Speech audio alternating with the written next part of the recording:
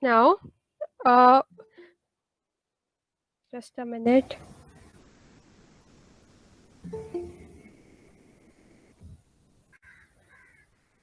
Okay, so first of all, we'll be going over the basics of OpenCV, what exactly it is, and where we can use it. So, welcome to the session, everyone. So, before we start with the session, I would like to make a request with everyone that please download an image in the directory that you'll be working on, because this is a hands-on session and we'll be working on that image. Okay, so number one. Okay, just a minute. I'm sorry for the interruption, guys. Okay, so what is OpenCV? OpenCV is basically an open source computer vision library, and it is one of the most widely used computer vision libraries across the world. It has over 47,000 plus people in its user community, and it is well established. It is used by companies like Google, Intel, Microsoft, etc. And it is written natively in C++, but Python and Java interfaces are available for use. And in this particular session, we are going to use the OpenCV Python library.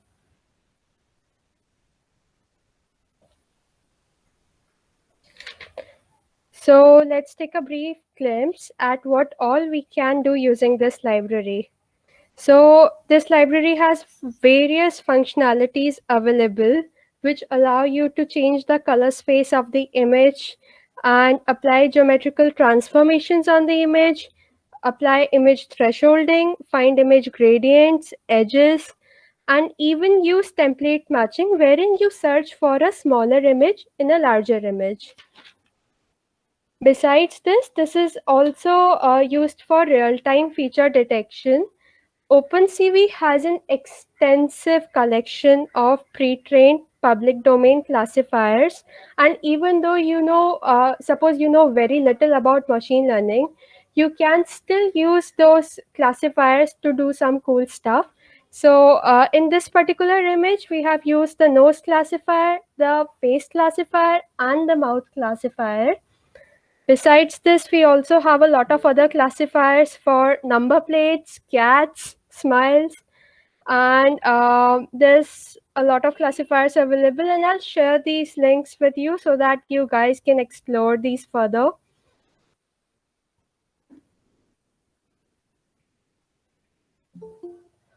Okay. So moving on, it is also used for color tracking. Basically, you define a range for pixels to fall into, and then you track the pixels which fall in that color range. So you're actually tracking an object of a particular color by defining the range. It is also used for that. And now let's move on to some coding. So before we start, I would like you to install these packages. The main package that we'll be working on in this session is OpenCV Python. These two sessions will come in handy if you explore OpenCV further, but we won't really be using these packages in this session. So please open up your terminals and run this command in your terminal. And once you're done, do write yes in the chat so that I know that you're following along.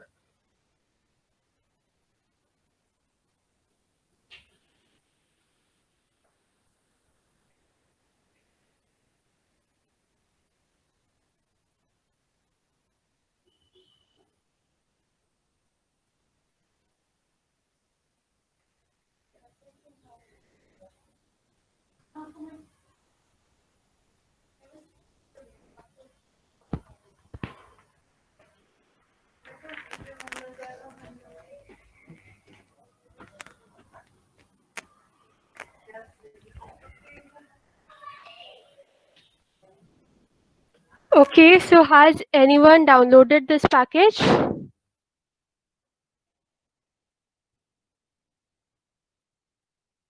It should take around a minute or two.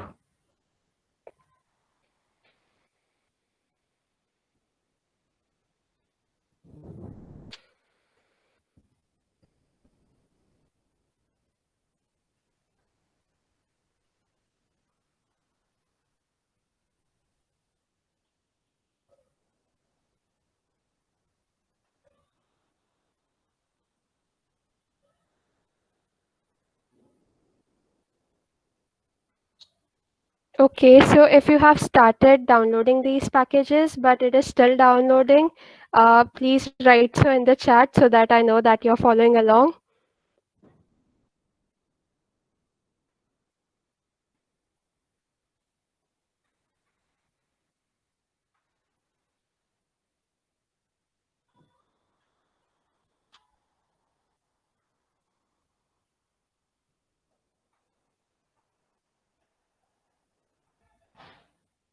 Okay, Anupama.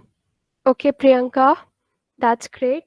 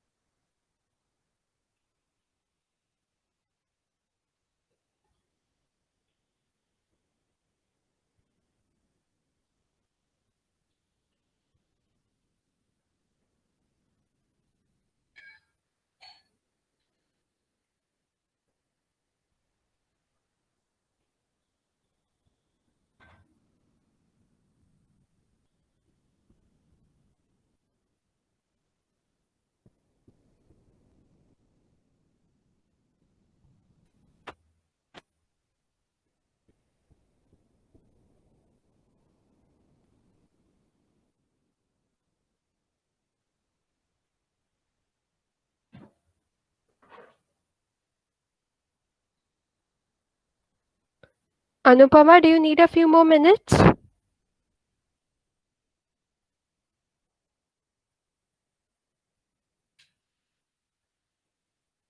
Okay.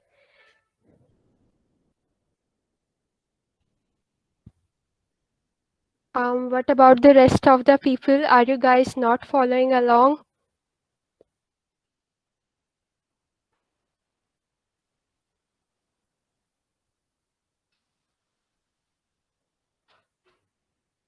Okay, cool, Bhavna.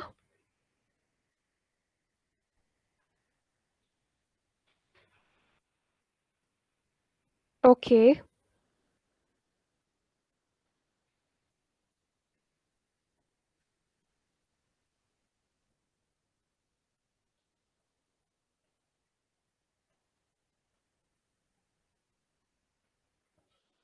Let me remind you that if it's taking a long time, then you can skip over these two packages. We won't really be using them in this session, but this package is essential and it should take 2 minutes maximum to install it.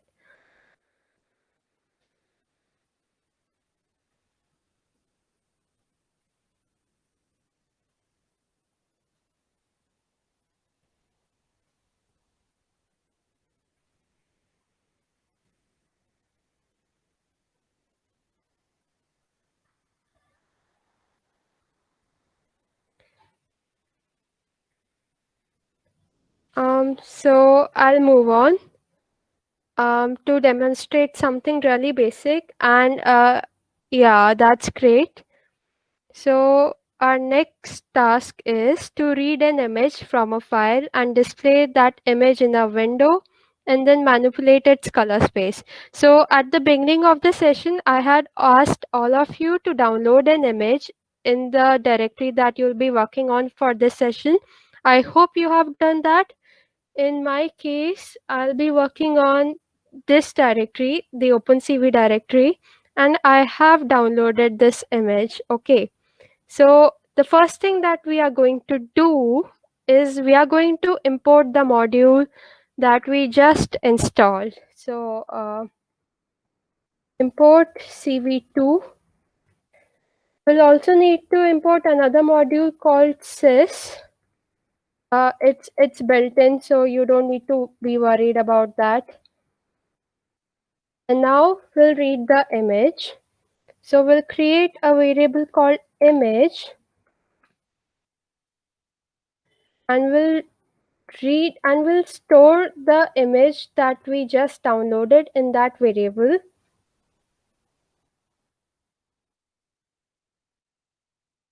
Here comes the file name, which is in my case,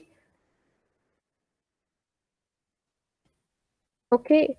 So What do you think this variable is exactly? This is obviously not a JPEG image, but what exactly is this variable? Any guesses?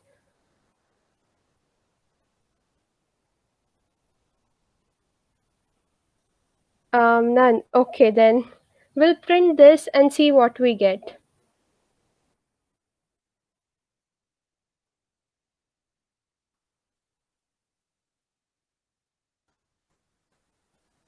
Okay, just a minute.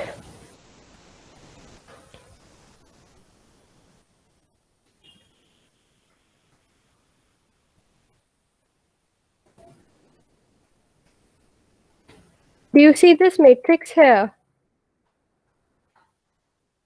So this tells us that the image that we just read is actually stored in form of a group of matrices in this variable called img. So what exactly is this matrix? Now we are going to explore that further. So suppose we have this image here, okay, and we know that images are made up of pixels. So let's just suppose that each cell in this image represents a pixel. Pixel is short form for picture element, okay, and this is obviously a black and white image, and if we wanted to represent this in the form of a matrix, and we could use only one bit to represent each pixel. We know that data in computers is stored in the form of binary, okay, zeros and ones. So we can use, suppose, only zeros and ones to represent this image, and we must store the data of each pixel uh, uniquely. So how do we do that? So in a one-bit representation, we can use zeros to represent the pixels which are of white color and one to represent the pixels which are of black color. If we form a matrix of these zeros and ones, then we can store this image in the form of a matrix, okay? But what happens when we have four colors? Do you think that we can still represent this image with each pixel being represented by one bit? What do you think?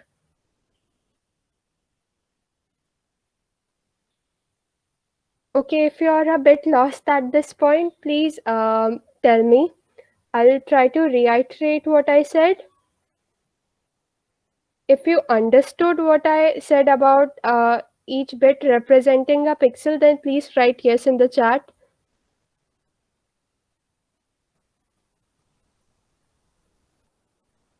If you didn't understand, then write no. Guys, you have to respond. It's difficult for me to tell if you're understanding what I'm saying or not. Okay, Manisha. Anyone else? Anyone who has not understood? I know it's a bit difficult to digest, and I'll repeat it again. Yeah, sure, Anupama. So we'll go back. Okay, so data in computers is stored in the form of binary. Okay, so we have this picture in front of us, and we know that pictures are made up of pixels. Okay, and each pixel has a unique color. Okay, so this is a black and white image, and each pixel can either be white or be black. Cool. Are you with me this far? Okay, so if we have to represent each pixel by one bit, then how do we do that? That means we can either use 0 or we can use 1 to represent a pixel, right?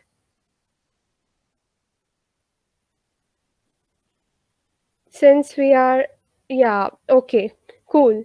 So this is how we can represent a black and white image using zeros and ones, okay, wherein we are using one bit, okay, one bit to represent each pixel. That one bit can take the value either 0 or 1.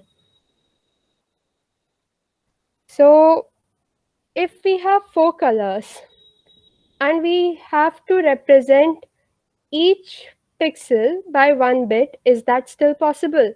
Like if I can only use zeros and ones to represent all the pixels, is that possible in this case, do you think? Please write yes or no in the chat. Or if you don't know, okay, yeah, that's correct. We can actually do this by 2 bits, okay? So you see, as we go on increasing the number of bits that we are using to represent each pixel, we are actually increasing the amount of colors that we can represent in an image. Now this is something called color depth. In most standard systems, the color depth is 8 bits. That means we have 2 to the power 8 equals to 256 choices. 256 elements that those 8 bits can represent. Okay, so what the RGB color model says is that each color can be represented in the form of varying values of red, green, and blue, and I'll illustrate what I mean here. For example, we use a matrix consisting of 3 elements, red, green, and blue, to identify a pixel. And each of these elements is represented by 8 bits, okay? So that means that they can take the value between 0 and 255, which is 2 to the power 8, and we can go on increasing their brightness, and we can form different colors as a result. In this manner, we can represent a lot of colors. So that means that if we do the math, then R can take 256 possible values, G can take 256 possible values, and B can take 256 possible values, RGB as in red, green, blue. So we can represent 16777,216 unique colors, that is over 16.7 million colors, using the RGB model, okay? But are there only 16.7 colors? I mean, do you think this number is enough? Like, I'm sure there are lots of colors that might not be able to be represented correctly in our systems because of this 8-bit limit. What do you think?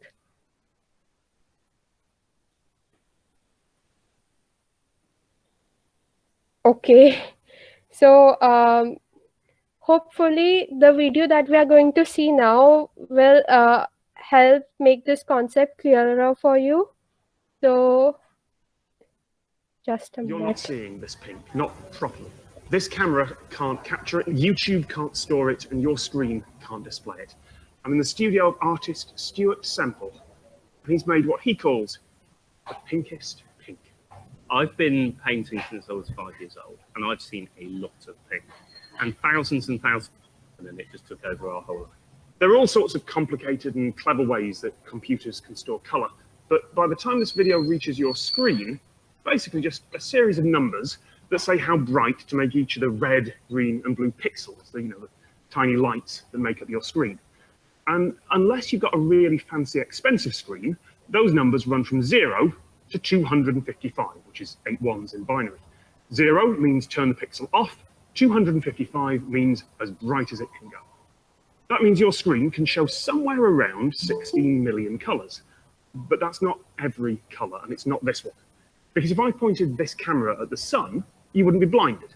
The numbers can't go above 255. I can't make your screen go brighter than 100%. And if I pointed at something extremely dark, the number can't go below 0. I can't make your screen any darker than if it was turned off. In the same way, there are colors that are so intense, your screen can't display them. The pixels cannot go red, green, or blue enough. And this is one of them. There are massive libraries of pink. I hope that got the point across, and there's someone who wants to enter. Now we'll move back to our code. Okay, so we read the image. We learned how this is stored in the form of matrices. You see these values? I hope you understand what they represent now. Okay, so has everyone followed along till this point? Please write yes in the chat if you have, and no if you have some doubts.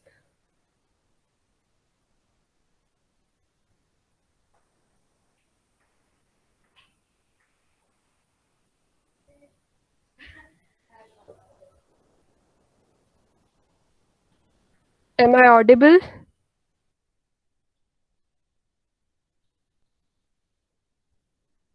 Guys, you have to respond. If there's something you haven't understood, I'll repeat it. No worries. But you've got to respond. How can I tell if you're understanding what I'm saying or not if you don't respond?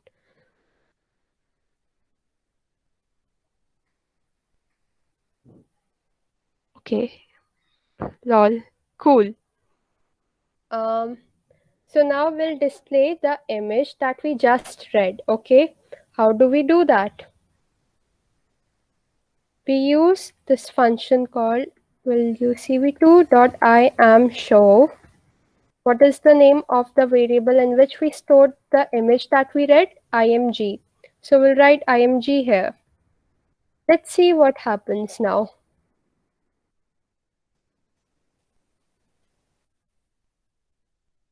It says it requires a second argument, right? So imshow requires two arguments. One, the name that you would like to give to the window in which you display this image. So let's say I'll call this image.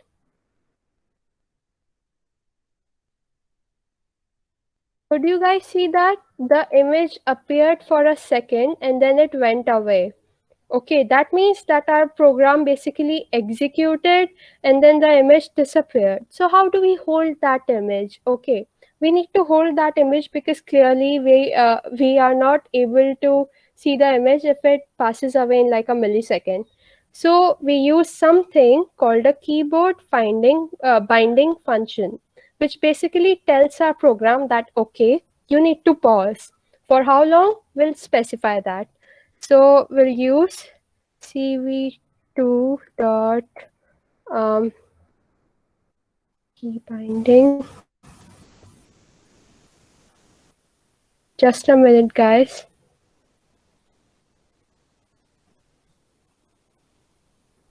Yes, cv2 dot wait key.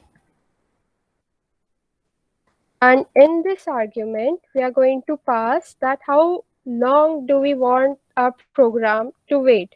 Okay, the argument is supposed to be in milliseconds. So if I write 1 millisecond, our program will wait for 1 millisecond before it closes down. But if I write 0, then 0 means infinity. That means our program will stay running until we close the window. Okay, so now that we run this, we see this image, okay, and we can close it now that we are done with it.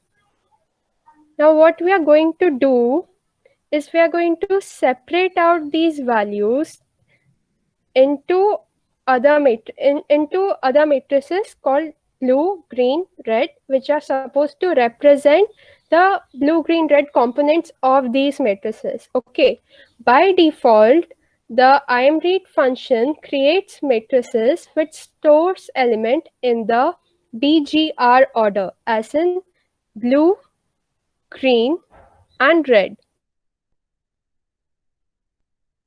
Okay, and recombine them. But when we recombine them, when we merge them again, we'll change the order and we'll see what happens to the image as a result. Okay, so B, G, R equals to CV2 dot split. We are splitting this matrix. What matrix? The image matrix. Okay, and now we'll merge them back together in, let's say, an RGB image. 2 dot merge R G B. So we splitted the matrix that we had representing our image, and we are merging it back together, but we are doing this in a different order now. Okay. and we'll display this new image called RGB image.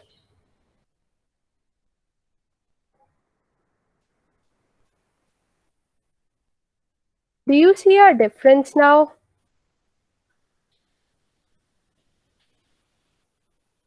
Does this look different from the original image? Okay, I'll show the original image too so that you can compare. Yep. This was the original image.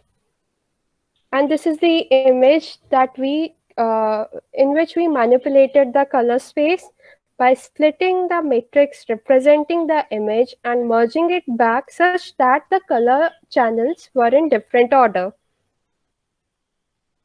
Okay, cool. So now if we want to save this image, we can do one thing. We can assign this value to a variable, let's call it k, and we write that if k equals to odd q, as in if we press the key q in our keyboard, then what will happen? We will create a new image called, let's call it b.jpg.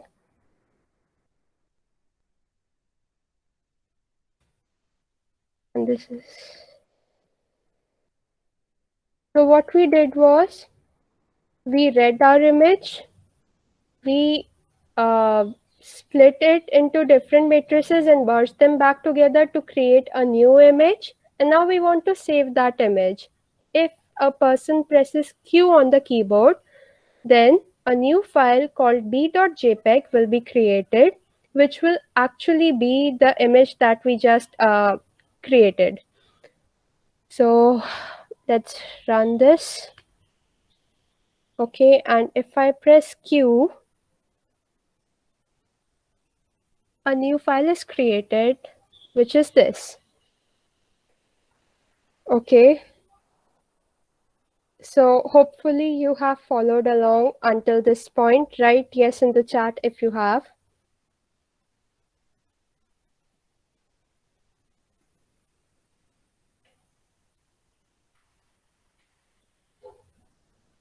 Anupama, did you install the OpenCV Python package correctly? Okay, when you open your terminal and you import CV2, is it giving you an error?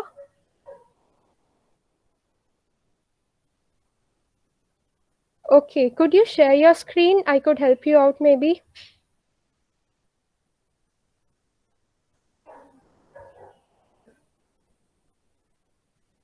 Okay.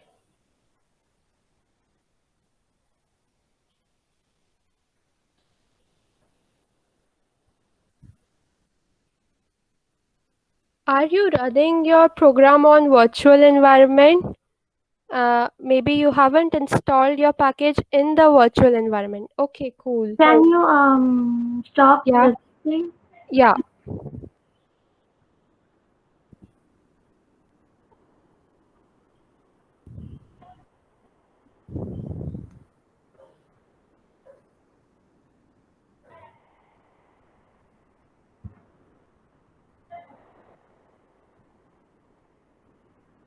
So, Okay, it says when you could you run the command pip install opencv contrib python, because if the module is installed correctly, then your terminal will tell you so.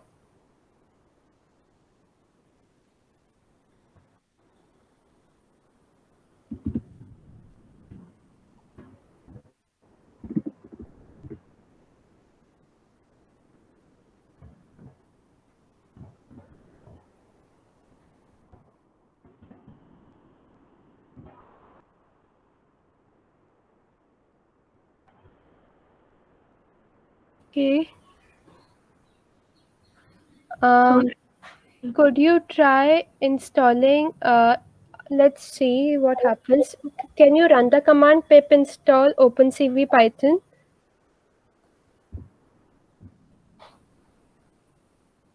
Pip CV. Pip install OpenCV Python. The thing is that sometimes issues come up if your pip is not updated when you're installing the contrib Python module, but that shouldn't happen with OpenCV Python. Okay. Yeah. Basically, the difference between these two is that there are a few extra functionalities in OpenCV contrib Python compared to OpenCV Python, but both should work fine. Okay.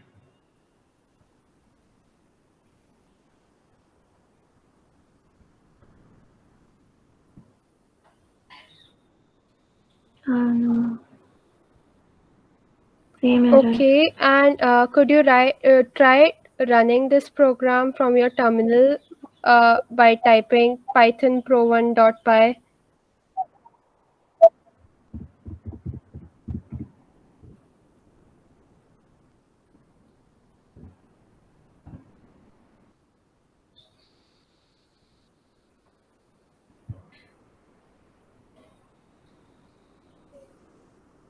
Okay, could you try import CV2 from CV2?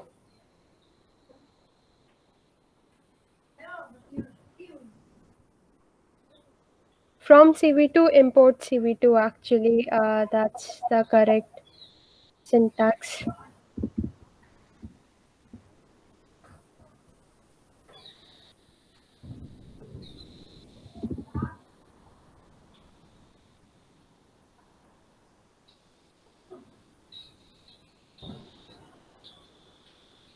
Okay. Um, I guess you should actually continue. yeah, We can discuss yeah. later. Could you please contact me after this session? I'll try to help you out, but we'll move on for now. Yes, sure. Okay. So where were we? Yeah. So we created another image and we created this file b.jpg wherein we saved that image. Okay. Now we move on to our next task, which is, yeah, we are going to capture a video from our webcam and we are going to stream it in grayscale. Now, what exactly is a video? A video is nothing but a constant stream of images. Okay. So you'll find that the second program is quite similar to the first one and you'll understand it easily if you followed along with the first one. Okay, so we'll do the same things. We'll import CV2. Okay, and then we'll instantiate an object of the video capture class. And the argument here signifies that which camera would you be using to stream that video. For example, when I type in 0, that means that I'll be using my default webcam to stream this video. But suppose my system had multiple cameras attached to it and I wanted to use, say, camera number 2. So I would probably write 2 here. Okay. So if the webcam is not working correctly, we write it like this: if not cap dot is opened,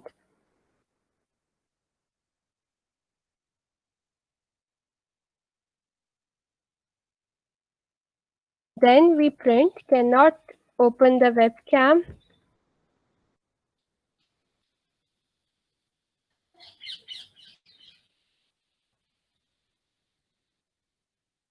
and we exit from the program.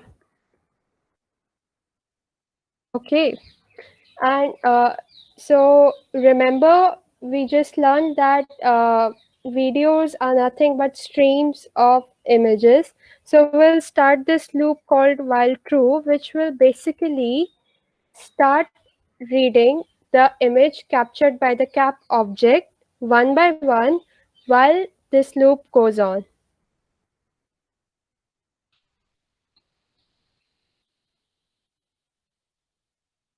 and will now read the object cap to capture the image.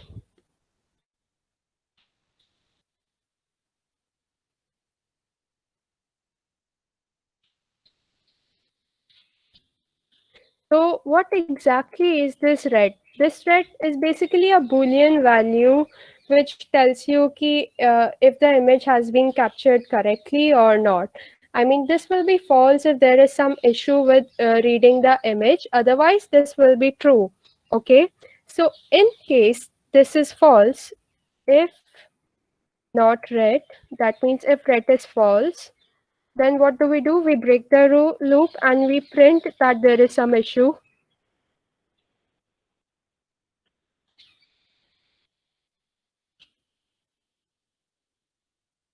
Okay, should have come here. Mhm. So this frame is actually the image that we have read. Now we need to manipulate this frame to convert it from a normal colored image into a grayscale image. How do we do that? We create a new variable called gray image, which will basically store our gray image. And we will use this function called CVT color in order to convert it into grayscale. Now, what was our original image? Our original image was frame, and now we want to convert it into grayscale. So we'll pass the argument CV2 color underscore BGR to gray, as in blue, green, red to gray. So this would be a gray image now, and now we need to display this image. Okay, so we'll write cv2.iamShow this new image, which is called gray image, and we'll call the window gray image 2.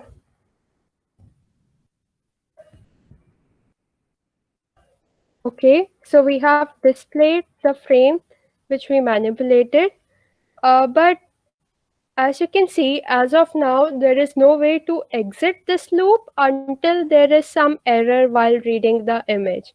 We would need some way to stop the webcam from streaming the video, right? It can't go on forever. So how do we do that? We again use the wait key. I hope you remember the keyboard binding function we used earlier to pause the program. We'll use it again.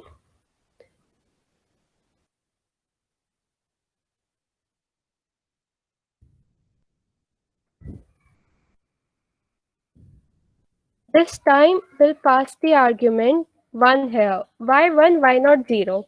If we pass 0 here, then what would actually happen is our webcam opens, it starts streaming the video, but it will only stay at one image. It won't move on to other images because we passed the argument 0 here, which signifies that it would go on forever until we quit the program. So we pass 1 here, as in each image would stay in the frame for 1 millisecond before another image replaces it.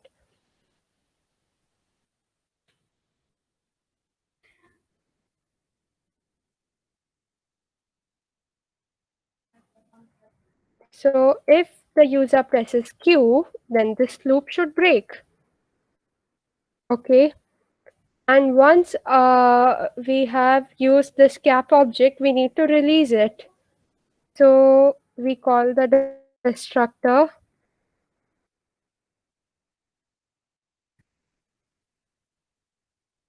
And then we destroy all the windows.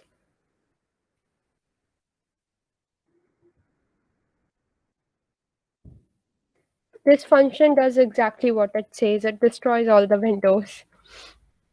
Okay, now let's run this program and see what happens. Let me turn on the light. It's quite dark in my room.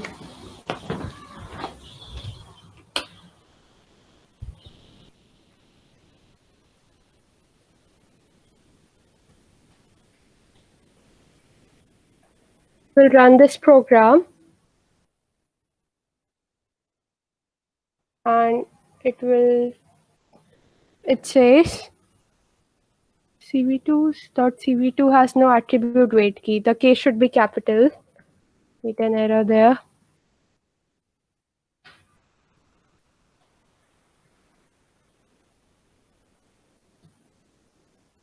As you can see, the video is now being streamed in grayscale. And if we press Q, then the window closes and our program ends. So any doubts at this point, you can write them in the chat. I'll try to respond to them.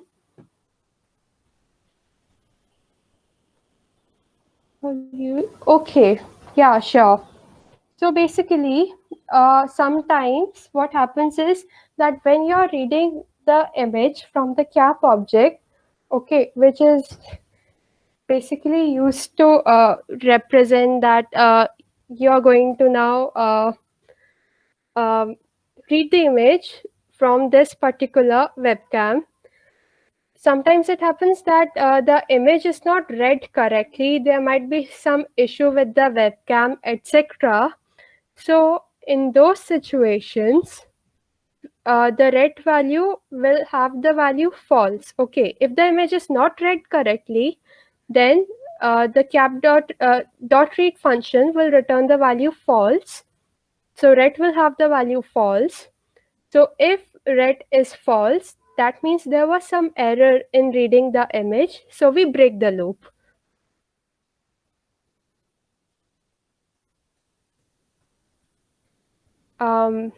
Did you get it, Himakshi?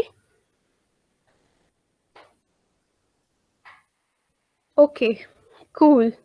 So that would be all for today's session. I would like to request the Flask mentees to stay on because we have to discuss about our project and there are some assignments which need to be given out. Also, thank you so much for attending today's session. I hope that you are now comfortable with writing some basic programs using OpenCV. It might seem intimidating, but documentation exists for a reason. And I hope that you've understood how images are stored in our system and you can use these. Okay, so can we name the variables? Yeah, you can name the variable anything you want. Red is it's just standard practice to name the object cap and the variable, the Boolean variable it returns red. It's standard practice, hence I used it, but you can name it whatever you want. Before you go, please fill this feedback form. That would be really helpful. And once you've filled it, please acknowledge that in the chat. In the meanwhile, I'll show you some other cooler things that you can do using OpenCV. Now, I told you that OpenCV comes pre-built with a lot of public domain classifiers, pre-trained classifiers available. Okay, so look at this piece of code. This looks quite similar to the code that we just wrote for streaming a video from the webcam. The only difference being that we are loading this XML file and this little bit of code. So what we are actually doing is that this is a classifier. We are loading this classifier in our program, and then this classifier returns the location of the face of the person sitting in front of the camera. And then we are creating a rectangle around the location where we found the face using this classifier. So I'll just run this program. You guys can try and replicating this. Just a minute.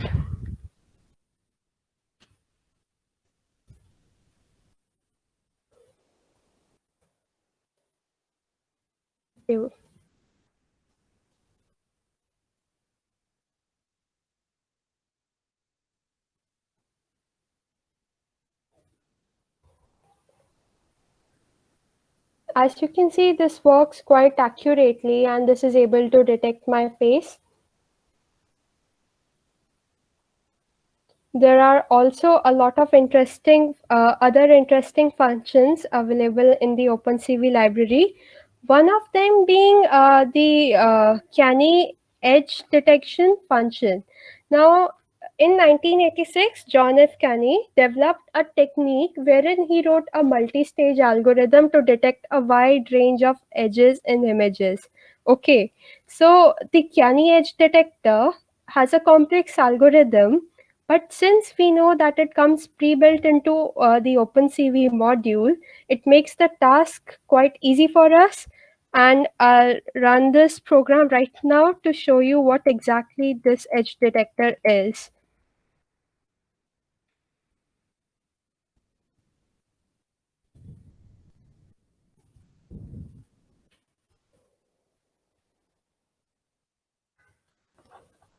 Okay, so this was the output of this program.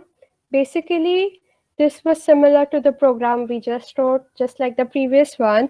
But in this case, we are using this canny function in order to detect the edges in the image, and it creates a pretty cool effect. Now, this has various functionalities, not just aesthetic ones, but yeah, this is something that you can try if you want to explore OpenCV further. In the meanwhile, I hope that you have started filling out the feedback. I'll stop recording now.